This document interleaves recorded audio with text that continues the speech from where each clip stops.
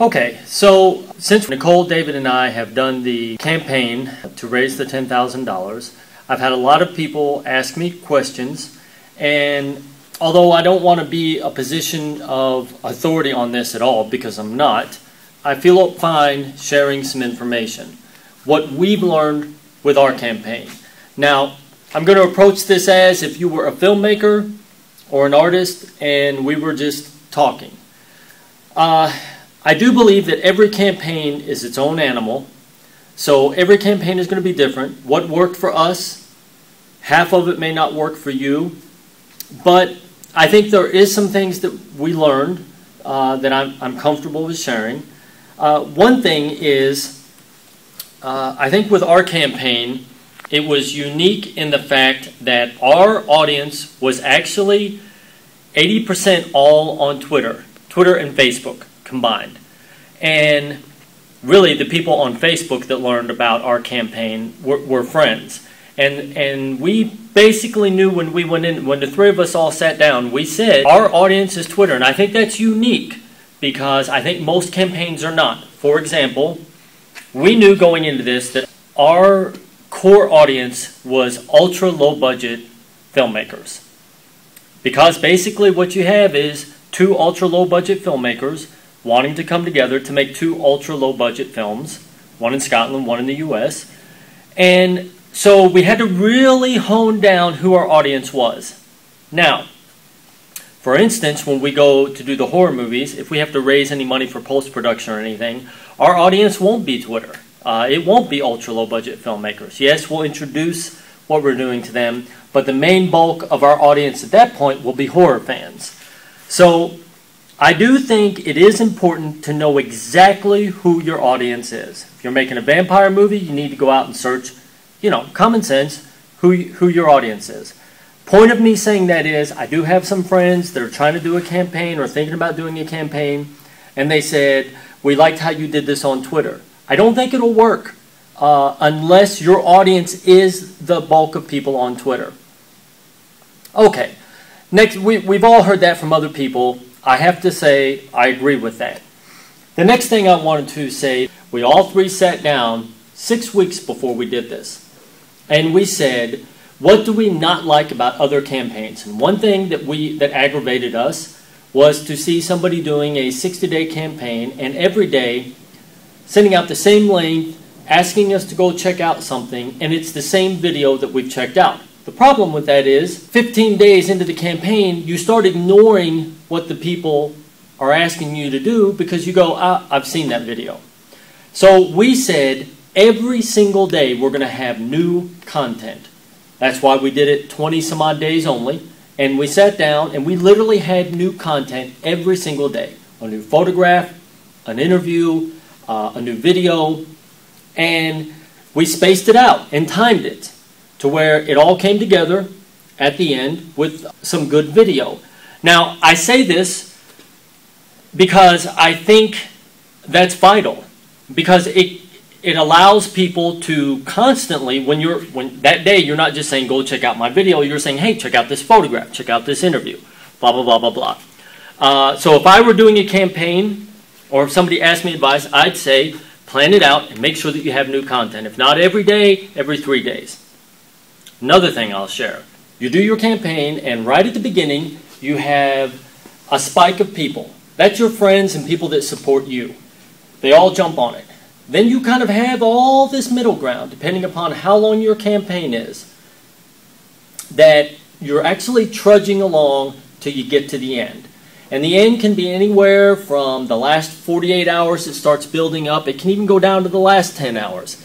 Again, something we've all seen before, something we all know, but I'm going to tell you it is difficult to remain calm.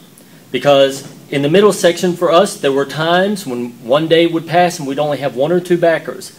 And we were going, oh, let's throw the content that we have for the back end, let's throw it out there now. And we had to each talk to each other and remind ourselves, this is the way it works. Stay calm and believe in the process, believe in the plan you've laid out. That said, we were an anomaly. If you notice our graph, we went up every single day all the way to the end. I don't think that means we did anything good or bad. I think what that means is if you try to listen to everything I'm telling you that worked for us, it clearly does not work for the majority of the campaigns, because the majority of the campaigns spike, flatline, and then spike at the end. So take this for what it's worth. The next thing I would say is understand this is something you have to work on every day. I had no idea, and I don't think the three of us did. In fact, I was so exhausted when it was done, I literally slept for 2 or 3 days. It is a lot of work.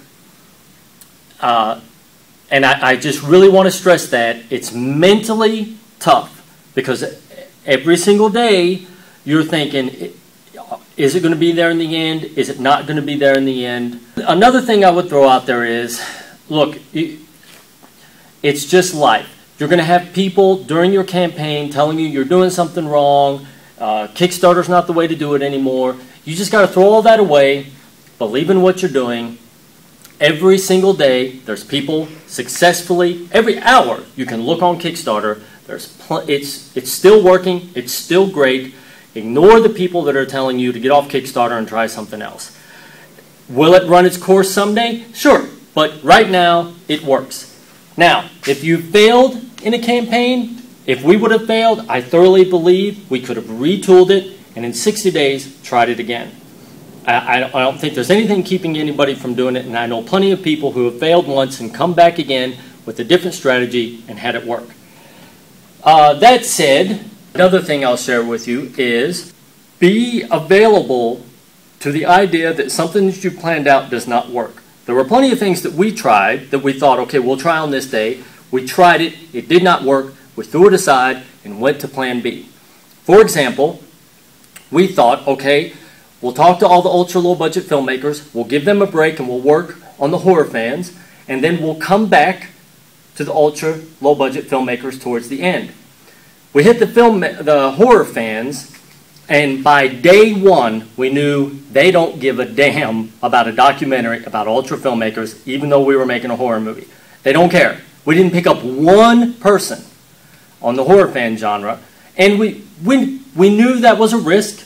We tried it, and we understood if we're going to talk to the horror fans, we better be talking to them about the movie and showing them footage from the movie and getting them excited about the movie. So my point in sharing that is if you try something and it doesn't work, throw it aside, don't linger on it, and go to plan B. Okay, the other thing, I learned something very important. We made a slight mistake right at the very end of our campaign. We were asking for $10,000. We got to the $10,000 with 10 hours left. We were so exhausted and ecstatic, we high-fived and we shut down. Now, the campaign has another 10 hours. If you notice, we were $300 over. Here's what we learned in the last 2 hours, and it terrified us, which is maybe a backer got overzealous, got caught up in it, and donated $500 when they could really only afford $300, and at the end realized it, and they changed their donation. Okay, that can kick you out. You could be unsuccessful. You can drop down in the last 30 minutes. You want to allow yourself a cushion, and I've noticed people like Gregory Baines did a beautiful job of it. He hit his target and kept moving, kept saying, let's go. The three of us, the next time, I guarantee you, we hit it, we're going to keep going. Come on, guys, this is your last chance, blah, blah. And it is. It's their last chance to get in on all these perks. These 3 movies will never be offered again altogether. We should have worked on getting at least another $800 to $1,000, a safe cushion. That's something that I haven't heard people talk about, but I think is very important if you're going to do a Kickstarter campaign. If you reach your goal, keep working to the very last second. Because you don't want to lose it all because you're sleeping because you did it 24 hours beforehand and you've lost it in the last 30 minutes. The next thing that I think was important is Nicole and I have been on social media, i.e. Twitter and Facebook, for 2.5 years. We've been on MySpace, which I know is dead, but we were on MySpace for the last 5 years. David has been on Twitter for 5 years. I bring this up because if you're going to do a Kickstarter campaign, make sure you're not just all of a sudden not interacting at all on Facebook or Twitter, and then all of a sudden you jump on it and go, hey, here's my campaign, back me. It's not going to happen. Again, if I were going to be doing a campaign, I would make sure I put my time in beforehand to be actually interacting with people, not just hanging around. I think that's very important. if you're doing a movie, let's say your base is horror, make sure that you've been interacting with those bloggers and those horror fans and all that. Don't just pop up and go, hey, I've got a campaign, let me show you about it. I think that would be a mistake. One thing that I think we did good at is, I think we all three learned very quickly that a large portion of this is actually talking and interacting with the people that are backing you and that are on your side. You have to give back to these people, and by giving back, I mean you have to take the time to talk to them. That's why we did the live Ustreams. We knew this before we started the campaign.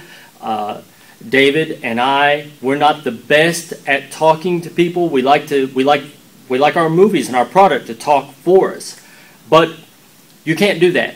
You can't just put a campaign out there, throw some tweets out there, and sit back. You've got to interact with these people. That's my advice. That's my belief.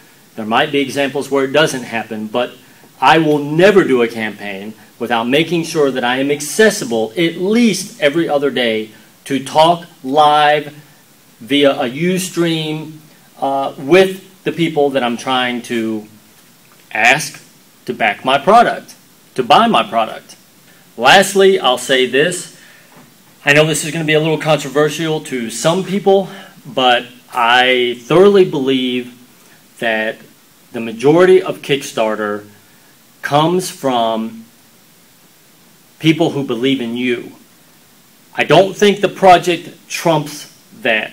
I do believe the project is important and they've got to believe in the project, but if they don't believe in you, I don't care how good the project is, I don't think you'll make a campaign.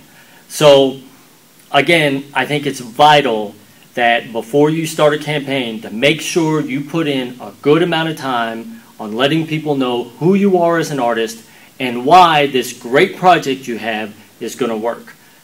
That's my personal belief. I am positive there are people that out there argue that.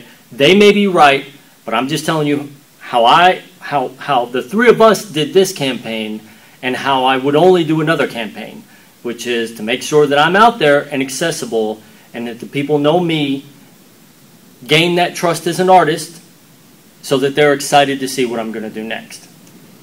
I hope that this helps. If you have any specific questions, feel free to ask.